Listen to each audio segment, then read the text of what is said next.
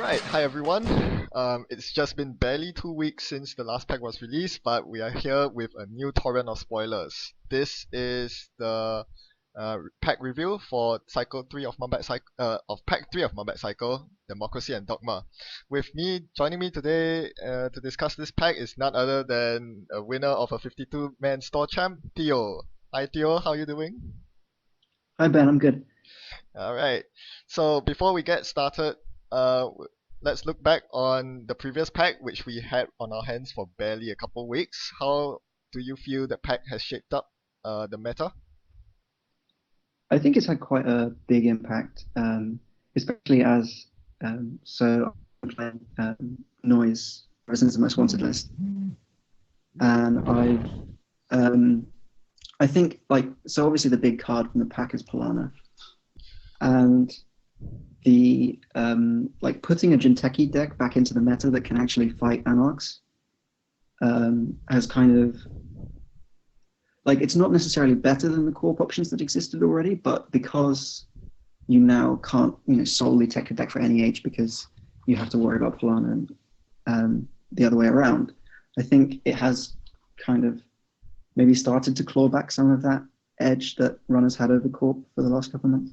Yep, I have to agree with that. Even though there weren't any runner cards that changed the runner landscape, people have to be worried about Polana rushing out or doing whatever Jinteki does usually. So yeah, let's make quite Yeah, I decided that after repeatedly decking out as Noise against Polana, I decided to go and play Wizard, and then Oh. I lost to a bunch of Astro Trains, and Yeah, yeah, because I've seen some noise decks in recent days packing Levy to deal with the potential of decking out. yeah, I kind of sniffed at that because I think the clone chip is so good, but it kind of makes a bit more sense if less people are playing NEH, and Well, so I think it's kind of a meta call. it Uh, sure is. Well, we'll see how it turns out when the competitive season, the regional season comes. Right now, it's still a bit hard to tell. yeah, Anyway, now we delve into this cycle, this pack. And to start things off, we have a very mediocre NR card. This basically reads uh, delay the corp winning by one turn, because from how I see it, with political graffiti, all the corp needs to do is to purge virus counters when they are on 7 agenda points and have this in their score area. So it basically just delays their scoring out by one turn. I don't see this doing too much unless your deck really relies on getting that one extra turn. yeah. So I think you can kind of think about this card as when on that in that scenario where you want to delay the corp from winning by one turn. Delaying the corp from winning by one turn is actually quite powerful. Say for any runner you can get another few accesses that maybe win the game. And additionally, the fact that you can make a run on archives without accessing cards is quite nice for farming suckers. Oh, But the that's true. problem is that while this card's usefulness is actually fairly strong, if you can compare it to something like Populist Rally that from the last. I think Um, Populist Rally's in this pack. oh, is it in this pack? Is it the one where you have minus a click?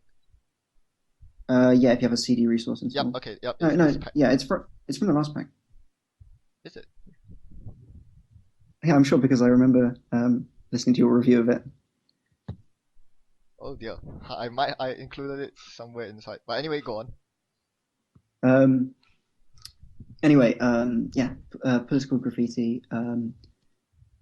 I think it has that same problem that even though it's quite good when it is useful, the amount of times that it's not useful means that it's quite hard to justify putting it in your deck. Okay.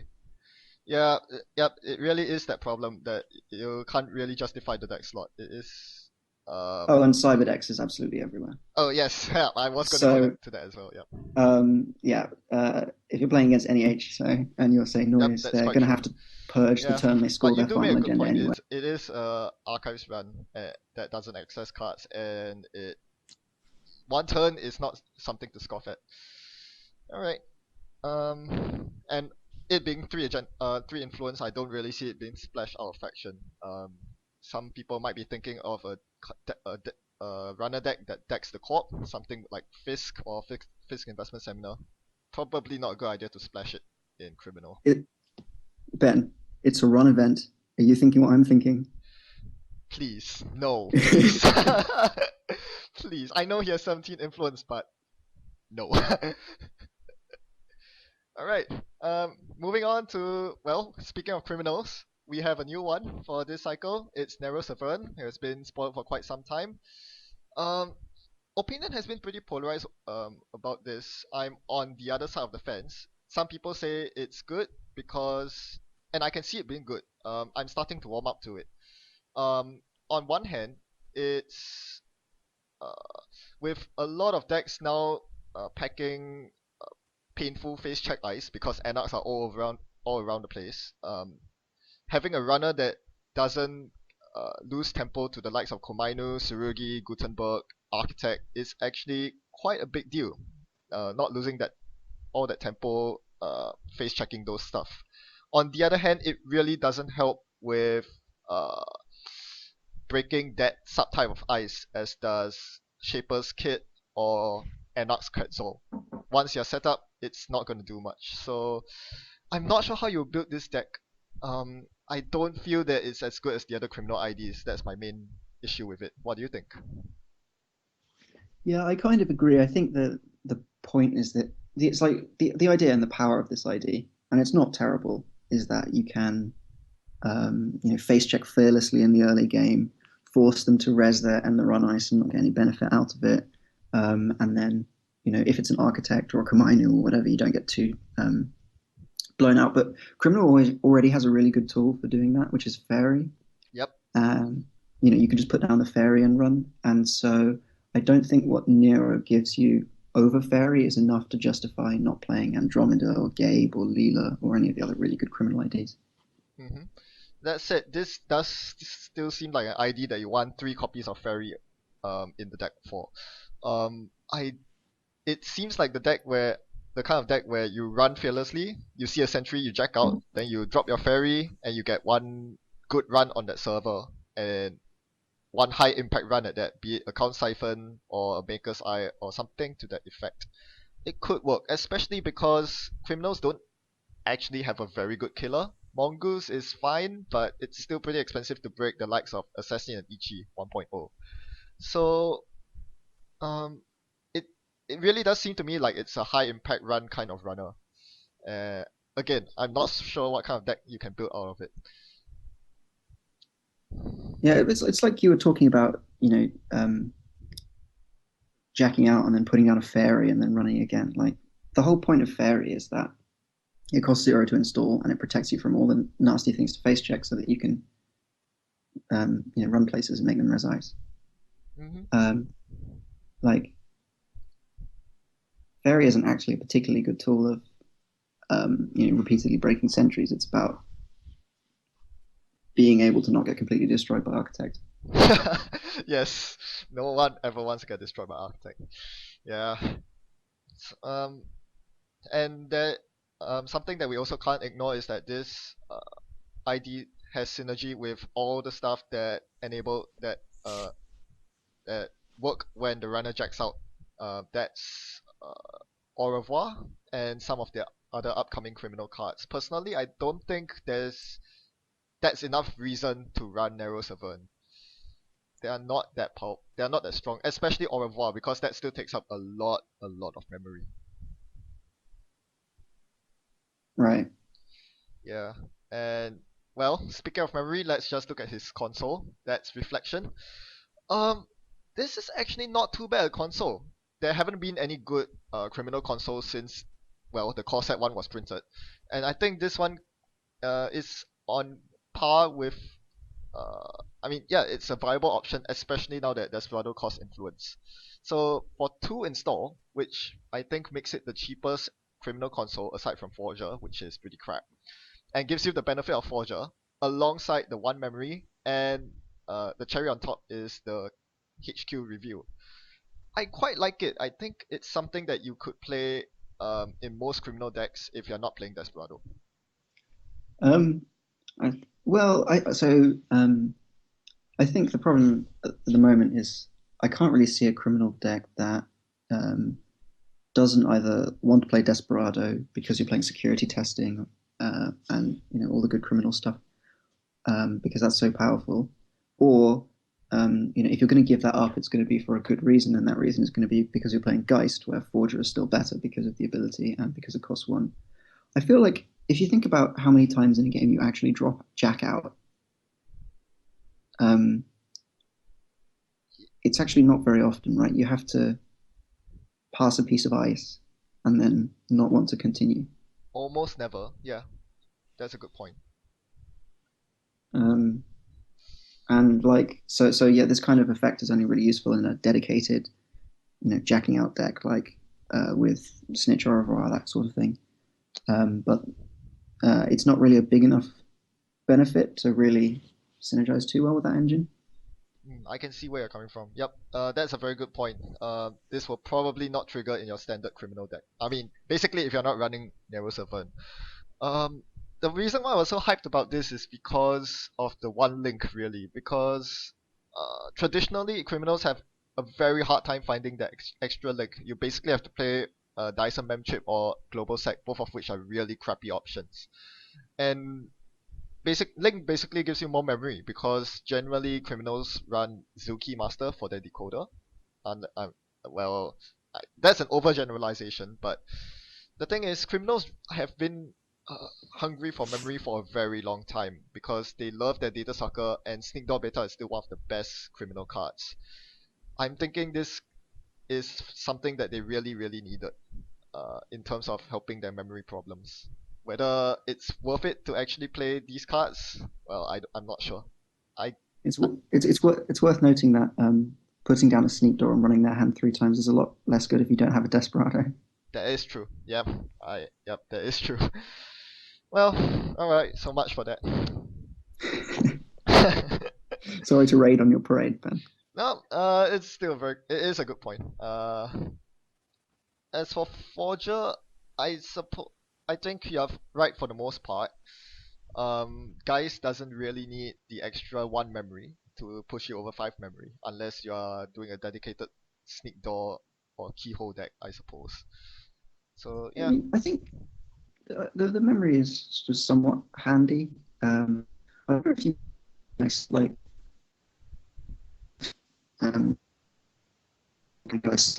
Geist lists with Tech Trader and off-campus department and stuff. So I don't really know how important it is to have the extra ability on Forger that you can trash it for a card. I find that it's not something you want to use in the mid to late game because by then you usually have your Cloud Breakers set up.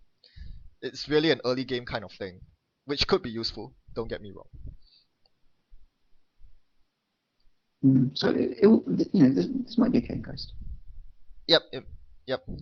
And if you're not running Account Siphon in Guys, then I think this is just straight up better. Actually, not really. No, it does cost 1 more to install. So yeah. If you're not running Account Siphon in Geist. Oh, I'm sorry. If you're not running Account Siphon in Criminal, what am I saying? That's the whole point of playing Criminal, isn't it? You also get to play Ninja. And Spy Camera, which is what we are going to go up to. This is the Criminal consumer grade card. I might be overly optimistic, but I kind of like this because this is for the first time we actually get something that helps criminals with R&D. The trash ability allows you to look at the top card of R&D, which basically allows you to. It's not R&D multi-access, but it may as well be because you're then not making fruitless runs on R&D. Right. So there's kind of a couple of parts to this card with 2 abilities. Yep.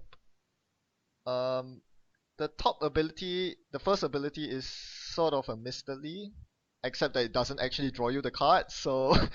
Yeah, and it costs you a click, and it doesn't actually draw you any cards, which is a bit. Yeah, unless you have a lot of these spy cameras out, I really don't see myself using that And click ability. even if you do, it's rare that you're like hunting for like one piece. You might want a couple of pieces, right? If you're playing breaking and entering, you want to draw as many breakers as you can. So, and you're going to have to dig through all of those cards anyway. So I think you're probably better off just. I Yeah. think if you look at so Sunny has a card, global security clearance, is it? Hmm. Where you can use a click to look at the top card of R&D. Yep, that's the And one. I think what a lot of people found with that card and Sunny, Sunny's other problems aside, is that um, like spending your resources to look at the top card of R&D, and then you have to go and get it if it is an agenda.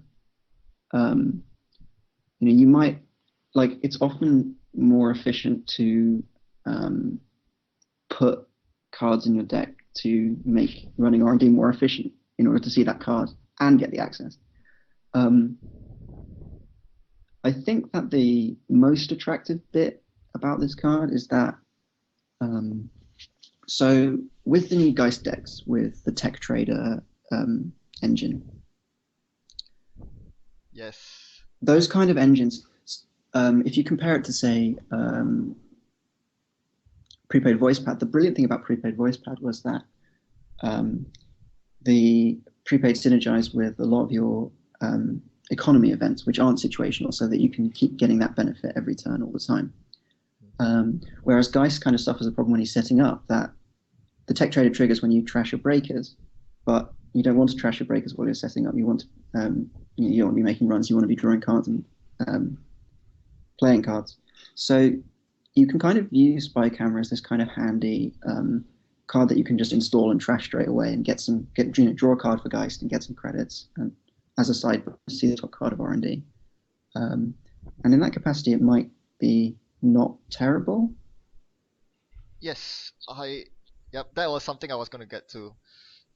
Spending a click to see the top card of R&D, as you rightfully pointed out, is very similar, if not exactly the same as global sec security, and that's pretty mediocre. It's a nice effect, but it's not anything to write home about. However, once you slot it in guys, you're getting a lot of value out of that trash ability, and not to mention the tech traders. So if there's one deck that you would see this play in, it's definitely guys, and yeah, definitely, as you mentioned, the ability to just fire it off early game.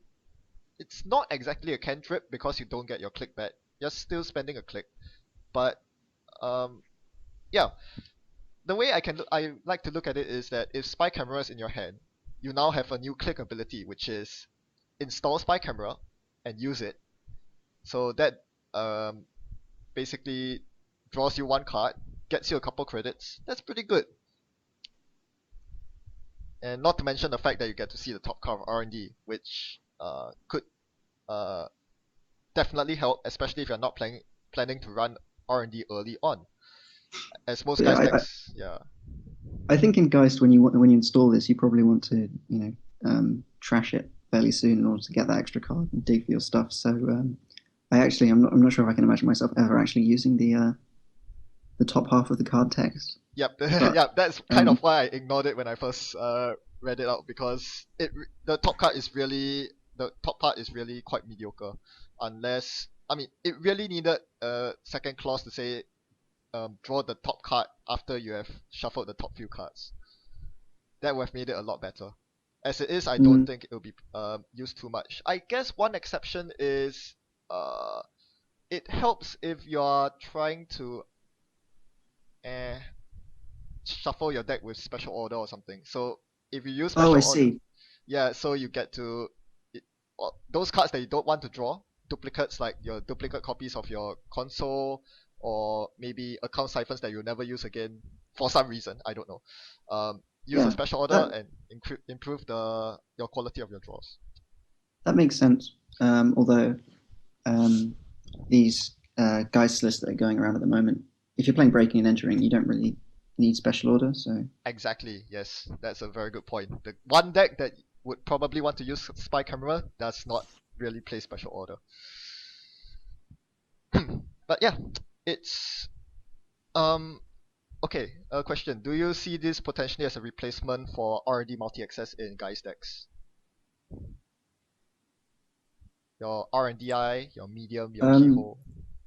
I don't think so. I think that part of the problem is that what you really want from your R&D multi-access is to give you a way to win the game in the late game. Mm. Um, to when you've got a large resource advantage, to turn it quickly into a lot of accesses. And this kind of effect doesn't really do that. It's more of a very slow, wait for you to draw some cards and then That's see some of the true. cards. Yeah, You because can. Sorry, go yeah, ahead. sorry, to cut you off. Because one of the big problems with spy camera is that you probably want to play 6 copies of this. I might be wrong, but if you do, deck space will be horribly tight, especially because you're already running at least 10, 11 programs due to the cloud breakers. Yeah, I don't. You've had a lot more experience. Um, I wouldn't more, dare more say than that. Yeah. more than zero experience playing this kind of deck. So I don't know how many like flexible card slots there are, or um, to dump just 6 of these in your deck.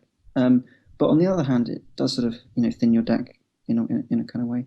Oh yes, it allows you. I can definitely see this allowing you to draw through your deck that much faster. So If yeah. only it was a connection. Oh man, that would be sick. So sick. At least it's better than Ramajan Reliant. Well, they can both be sold to eSops for 3 credits. I guess that's the thing. Always looking at the upside.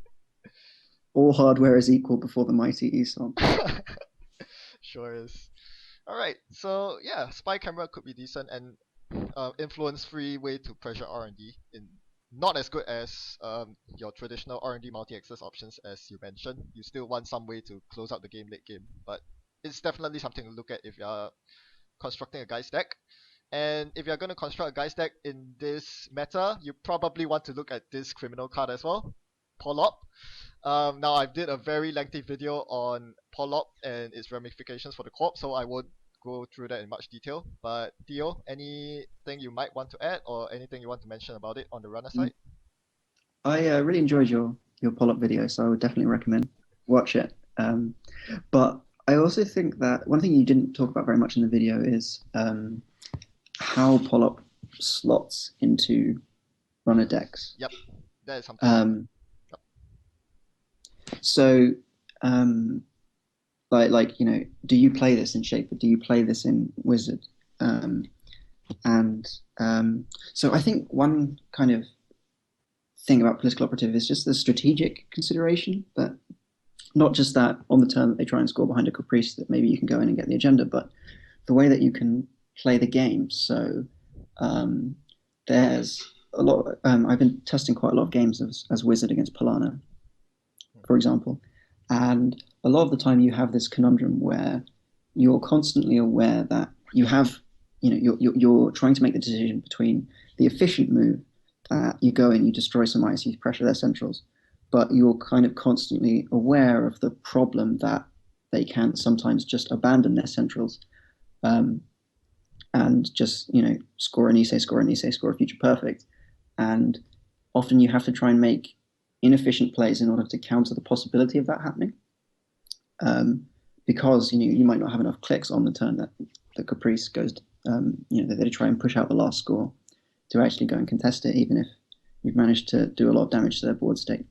So the nice thing about Polop is it allows you to just play a bit differently, because that they're not going to just slam an agenda and then and be able to get away with it. Yeah, that's true. When you're playing Wizard against Palana, do you find that you are trying to attack their scoring remote most of the time, trying to thin down the ice so that Caprice becomes less effective?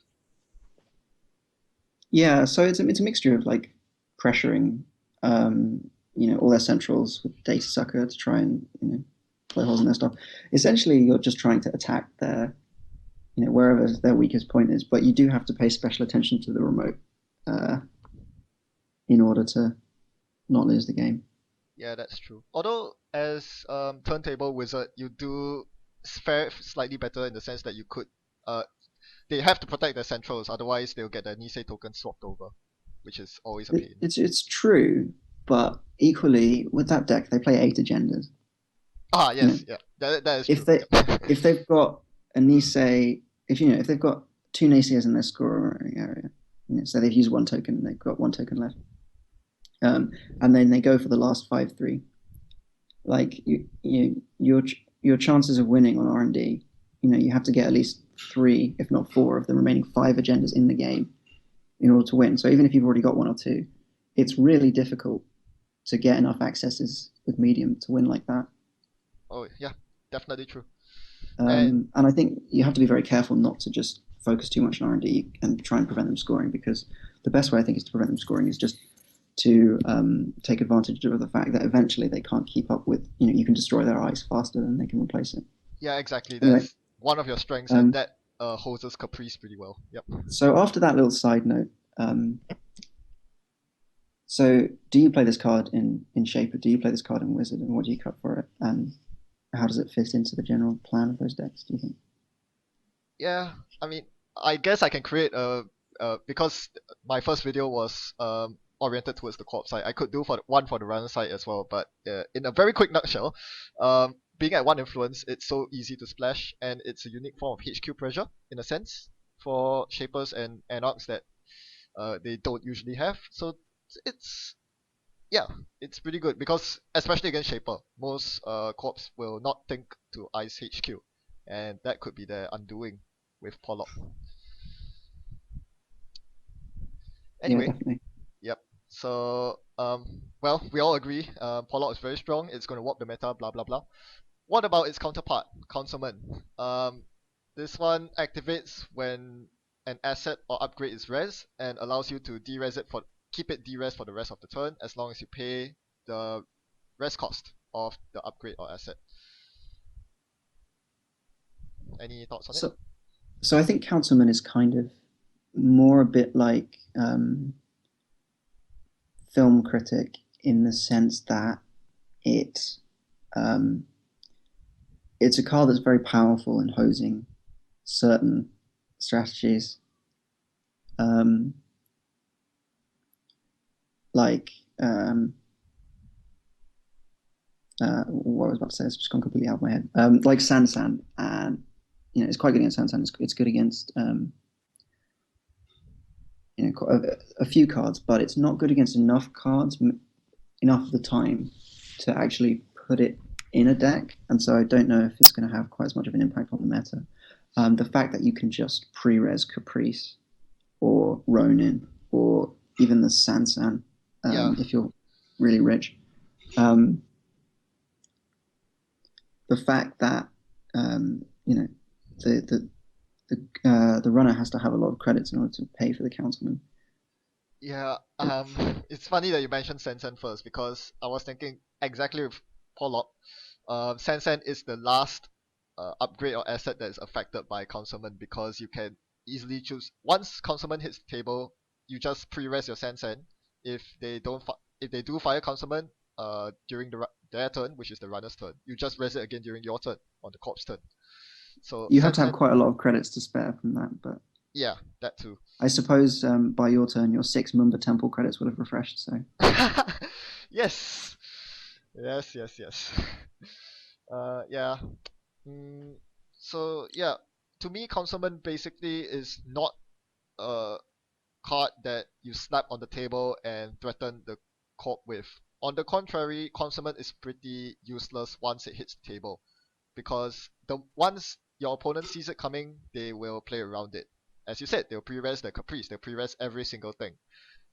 The best part about Councilman is its surprise surprise value. It's like a latent threat that you always have to be wary about from now on once when you sit down to play a Netrunner game.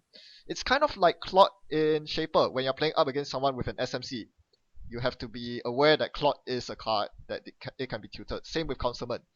So that's a really good point with Artist Colony.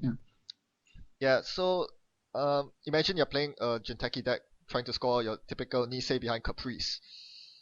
You have to respect the fact that they might be running Councilman, hence you might want to res Caprice on your turn before you pass the turn over, they install Councilman, and they nullify your Caprice on your scoring remote.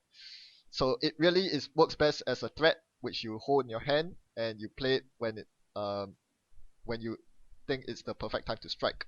Mm. So I think in that way, maybe it's a bit like a Hades shard. That, exactly, you yes. you can just stick it. You can stick it in your runner deck, and you will surprise some people and get some wins and get some raised eyebrows. Exactly. It's Um, pretty fringe.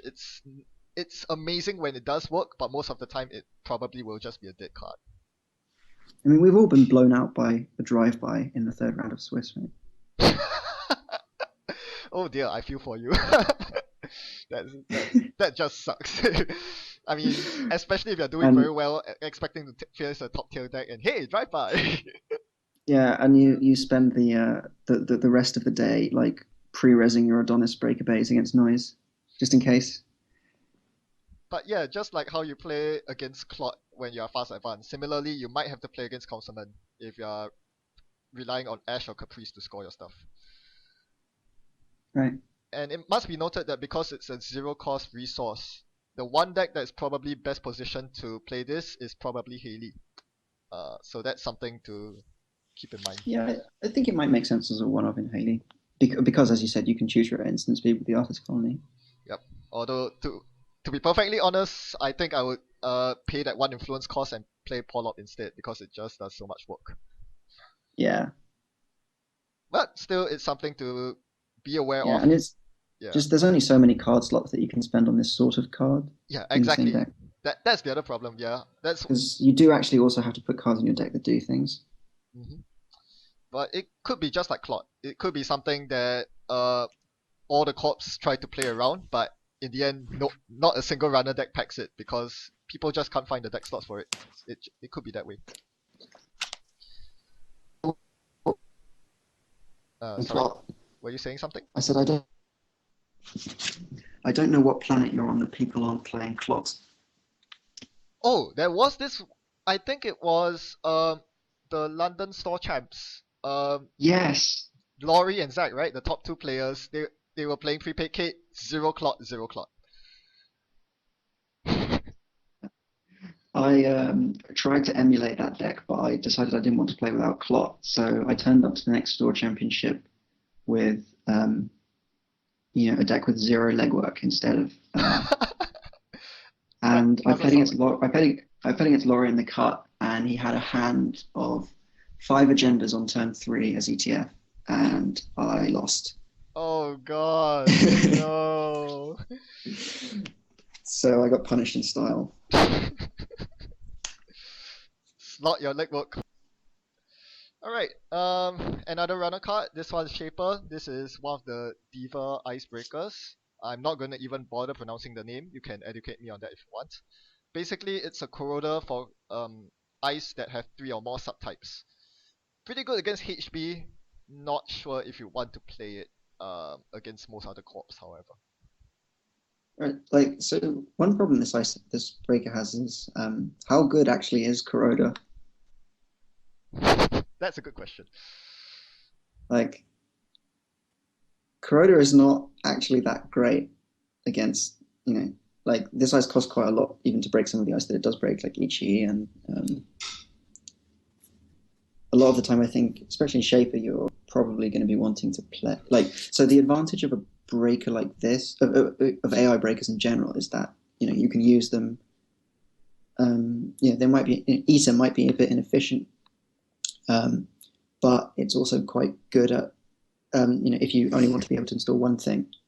But if you're a shaper assembling a rig of a few different programs that are all really efficient at breaking the ice that they're supposed to target, things like Atman, then I don't really think this fits particularly well into that kind of rig, because there will be more efficient solutions for the ice that this breaks. Yep, efficiency is definitely part of the problem, and it's kind of a worse corroder, to be honest, because it has a 4 install cost, which is quite significant. Yeah, I think one of the biggest problems with this icebreaker is that there isn't really a complementary breaker, or there could be coming up on the horizon with the Diva breakers set. But the way I see it is, if you play this, you need a complementary breaker, something that perhaps reads break ice subroutine on a piece of ice with 2 or fewer subtypes. Then Right. this way you can Like, create. Sorry. go ahead. Yeah. So this way you can create a full breaker suite. You play this, you play the complementary breaker, you can break through every ice in the game except maybe swordsman. That's not too bad. Um, Right. So but like the reason that David is so good now, like in the past, David was good, but it wasn't that great because it was just one more fiddly piece that you had to assemble with this huge rig because you're an anarch and you needed to, you needed to break the ice that David doesn't break with Baroda and Yogg and Mimic and Atman. Yep. Whereas now you just have Faust, which breaks everything that David doesn't break really exactly. efficiently. Yep. So that's just Um, your 2 card breaker suite. Faust plus David, done. so yeah, if you did have if there was like a really good breaker that it just so happened that all the ice that didn't break was broken very easily by this card, then that might be a bit better. But Yeah. And because I don't think there have been any other Diva icebreakers so far, so like we can't really evaluate the last line, which is swapping I with. think the Anarch one has been spoiled. Uh, It breaks ice with more than 5 res cost, 5 or more res oh cost. right, yes, yep. I think it costs 5. Yeah, that makes it a lot worse because it's an Anarch program, not a Shaper program. So if you want to use this, you have to spend influence, which is quite iffy. Yeah, and also Agora, which is the Anarch one. It's Ah, coming out in pack 6. mm, Um, it does kind of suffer from the problem that it actually overlaps with this one quite a lot because it does tend to be the more expensive ice that have more subroutines, more subtypes. yep. So an anti-synergistic breaker suite on top of that. Probably not gonna see much play. Ah, It'd be interesting to see some rules clarification because if the swapping counts as an install, that's a good question. then you can do some really weird things with, if you have Scheherazade and Tech technical writing. writers Yep. and Sahasraras and like if you have a Scheherazade and 3 tech writers, you could pay 10 to put 10 counters on all the 3 tech writers, and like weird stuff like that. But I think it's for that reason, it's probably going to be ruled that it's not an install. Yep. And We'll have to see. yeah, we'll have to see about that. If it really is ruled as an install, that might end up being the main reason why you play the Diva Breaker suite to get that effect. Charizard and Tech Writer. But I think there's a reason they made several effect ones per turn. Yeah. Okay. Do you want to walk us through this useless card? Useless piece of binder fodder? No, Ben, go ahead. You do it. Ladies and gentlemen, don't play this card. I don't see any reason to play this card. I'm sorry. Right. There's a reason why Biotic Labor is really good and Early Bird is terrible. I mean, to be fair, Shapers do play Hyperdriver, but if you Right. thought Agroplex was a bad card because it helps the runner, this is worse on an epic scale. Yeah, like so this is the court has a much higher value to that 4th click because obviously they can fast advance agendas. And there's not really anything that, whereas as a runner, you get a much more sort of consistent, you have a much more consistent value of clicks. Yep. And so I don't think, you can think of it in very basic terms as, you get 25% more clicks and the court gets 33% more clicks. But of course, it's even worse than that because they can score Astros from their hand. Yeah, and exactly. You don't have anything good enough to do with the 5th click that competes with that. Yep, that really is the main problem because that extra click enables a lot more for the court than that extra click enables for you. I mean, I guess some fringe cases would be, say, the ability to spend your entire turn clicking through Janus or Heimdall 2, or maybe to get an extra DLR mill if you're on that plan. But at what cost? Really, at what cost? It's Yeah. yeah, the corp can fast advance 3 tools as you pointed out, and if they're on 4 tools like Nice's and Oaktowns, okay, maybe not Oaktown, Nice's and Exploders, they can never advance it, which is something you never want to give as the runner. Alright, Yeah, well, and just sorry, go ahead. yeah, and just in general, that extra click to the corp is so valuable when they need it. Like Well, even yeah, not much more to be said. yeah, indeed. You can sell her to Aesop. Yes, this is going to be a running joke from now on. She's a connection. So she draws you 1 card with off-campus? Value town right there. Yeah, and then you can sell her to Aesop. Yep. And well, hopefully they didn't score an Astro on the 1 turn that she was on the table. Hope so. Yeah, and well, she's pretty pretty. Pretty good card art there. Probably nice to paste on your wall. I guess that's about it. Alright. Okay. 1 runner card, 1 corp card. I decided to put them together because it just seems very fitting. They are both 3-cost currents that do the same thing. They help you snowball when you get agenda your way. Yeah, they're essentially almost the same, except that one interesting thing to point out is that so far in Netrunner history, corp currents have generally been more powerful than runner currents. This is the first counterexample of that. They are both on the same power level, but you can argue that the corp one is less powerful in a sense because it's not easily splashed. You basically can only play in Jinteki. I don't see any other corp faction playing it outside of New Angela Saw, which it has very obvious synergy in. But that's about it. So, any decks that you see running either of these currents?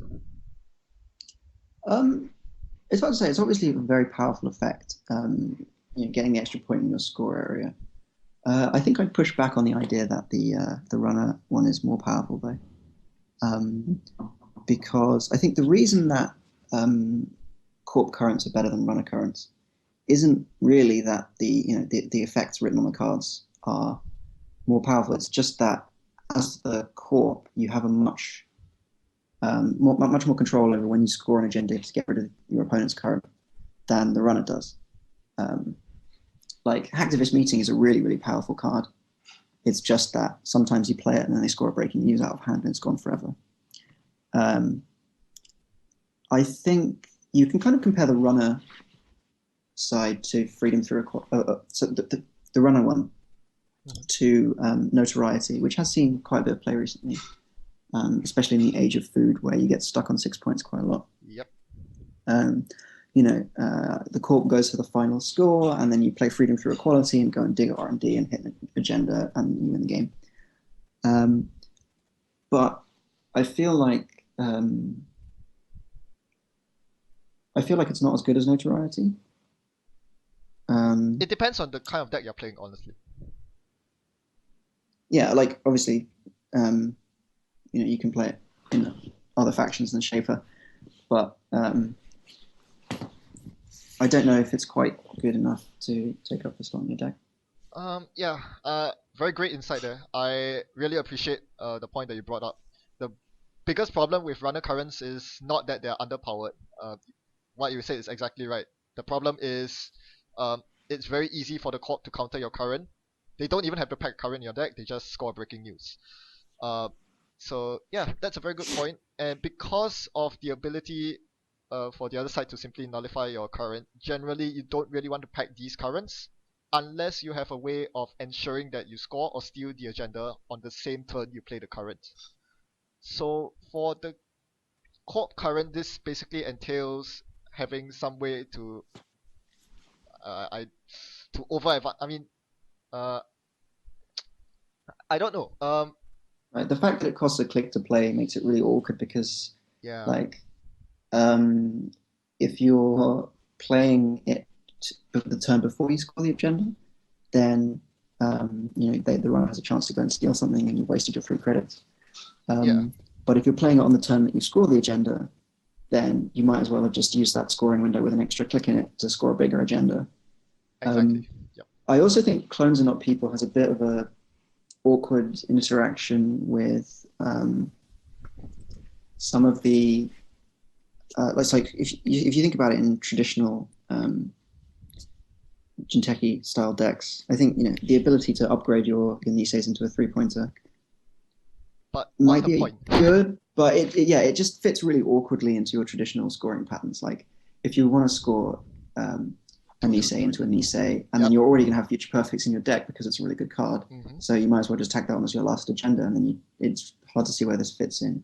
I think maybe you could justify playing this in Sol just because they steal an agenda, you tutor this, then you score your last Astra and get the extra point. Yep. It basically but turns Astros into 3-pointers and Breaking News into 2-pointers, which is okay. It's not too bad. It's important to bear in mind that you can't keep replaying this with Sol because it ends up in your score area. And it is 3 influence. And it's 3 to play, which is very expensive. Right, and you can't just slap it down on turn 1 to buff News Hounds because it costs 3, and that's a lot. Yes. So yeah, all the drawbacks that you mentioned, very important to note. Glad you brought them up. If you want to play in faction in Jinteki, the one deck that would see it being played is Mushin deck, because if you Mushin out a 5-3 agenda, you do have an extra click which you can use to turn your 3-pointer into a 4-pointer, which is quite a big deal. That is a pretty good point. Yeah. Because it means you don't have to play Vanity Project. Yes. In those kind of score 2 Mushin agendas decks. Yep. So IG could see this, could play this, which is quite a big deal because now it means that you can win on 2 5-3 Mushins, and that's pretty crazy. This is when we have to remind ourselves of the unfortunate truth that Mushin isn't scary anymore because Polop exists. To be fair, something I didn't mention in my video is that it's still quite taxing for Polop to kill Ronins against IG. But yeah, Polop is definitely but it's just the fact that like they can't actually threaten to kill you. Yep. That you have the it's like if there was a card that installed Plascretes at instant speed against kill decks and it cost 10, it would still be good, even though it's expensive. True that. Yeah. Doesn't matter how much it costs you to win, cost to kill their Ronin if it wins in the game. And for the runner one, the runner current, because it's neutral, I think by far the best place to slot it would be a keyhole deck, because that's the one deck where you can guarantee that you access an agenda more or less. So that is a really good point that I hadn't thought about. Yeah. And if you think about like aggro max decks, those are the kind of decks that really want a good way to turn money into points efficiently, because quite a lot of the time you do get you get the early keyhole because they have to defend HQ against Siphon, and then you get 4 points, and then it's just a matter of can they like wall you off before you get the last 2 agendas. But if you don't need to get 1, then that's potentially really good. Yeah, because if you have played any amount of Apoca Max or Siphon Max, you know that your biggest problem is once the corpse sets up sufficiently and makes Siphon too taxing, your only win condition at that point is play your day jobs and try to get as many keyholes as possible. This helps a lot if you find yourself stuck on 6 points very often, which I'm sure a lot of people do. The other potential runner deck which can play this current is Noise, because you get mills and you can probably guarantee agendas accesses. But as Noise, you're probably looking for a more control style of deck, not one which wants to rush out to 7 points for the win. So yeah, probably just keyhole. Yeah, I really don't think this is good in Noise because, as you said, like in Noise, usually you just want to get into a position where there's no way they can score 7 points, and then eventually you're going to win. And it doesn't usually matter how many points you're on. The the plan that I have a 40% chance to just win the game if I start milling cards and running archives is just the very good plan B to have for the 80% of games, for the 20% of games in which I have a 100% plan to win by never allowing you to score doesn't pay out. Yep. And yeah, it is the one definition of a control deck in Netrunner. Yep, the ability to just completely to prevent the corp from scoring out for the win. Alright, so we'll cut the video off here. And join us again for part 2. See you around.